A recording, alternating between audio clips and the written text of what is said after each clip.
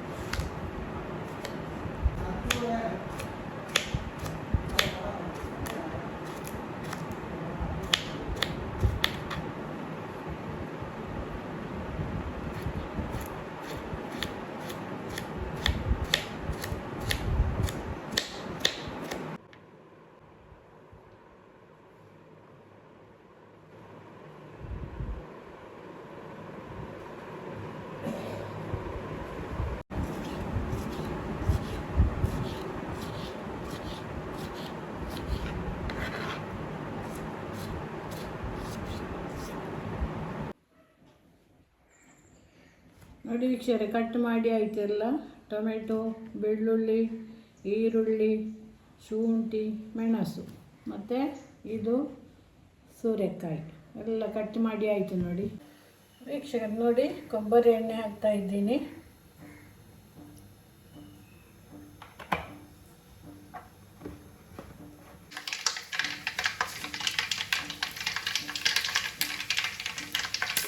ಸಾಸಿವೆ ಹಾಕಿದೆ ವೀಕ್ಷಕರೇ ನೋಡಿ.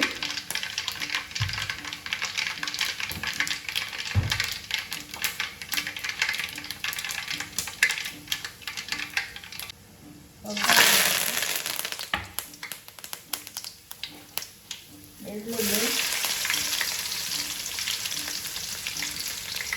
ಮತ್ತು ಈರುಳ್ಳಿ, ಶುಂಠಿ ಇದನ್ನು ಇಷ್ಟು ಹಾಕಿ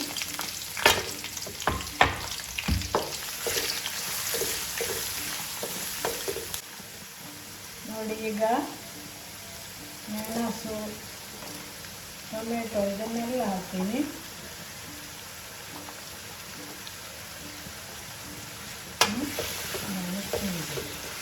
ಇದು ಚಂದ ಮಾಡಿ ಬೇಯಬೇಕು ವೀಕ್ಷಕರು ನೋಡಿ. ಈಗ ಚಂದ ಬೆಂದಿದೆ ಇದು ಟೊಮೆಟೊ ಎಲ್ಲ. ಇದಕ್ಕೆ ನಾನು ಸೋರೆಕಾಯಿ ಕಟ್ ಮಾಡಿದ್ದನ್ನು ಹಾಕ್ತೀನಿ ನೋಡಿ. ನೋಡಿ, ರುಚಿಗೆ ತಕ್ಕ ಹುಣಸೆ ನೀರನ್ನು ಹಾಕ್ತೇನೆ. ಮತ್ತು ಸ್ವಲ್ಪ ಅರಸಿನ ಪುಡಿ ಹಾಕ್ತೇನೆ, ಸ್ವಲ್ಪ ಕಲ್ಲರ್ ಬರಲಿಕ್ಕೆ, ಆಗ ಒಳ್ಳೆಯದಾಗ್ತದೆ.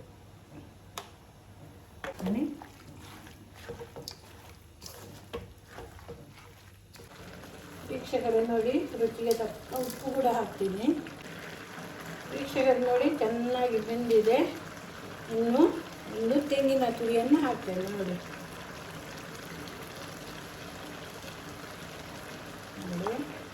ಇನ್ನು ಇದನ್ನು ಚೆಂದ ಮಾಡಿ ಮಿಶ್ರ ಮಾಡಬೇಕು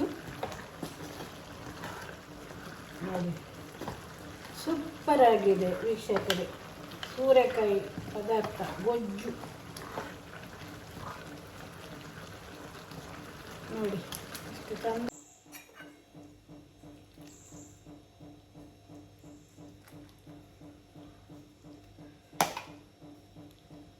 ನೋಡಿ, ಸೂಪರ್ ಆಗಿದೆ. ಇನ್ನು ಊಟ ಮಾಡುವುದು ನೋಡಿ.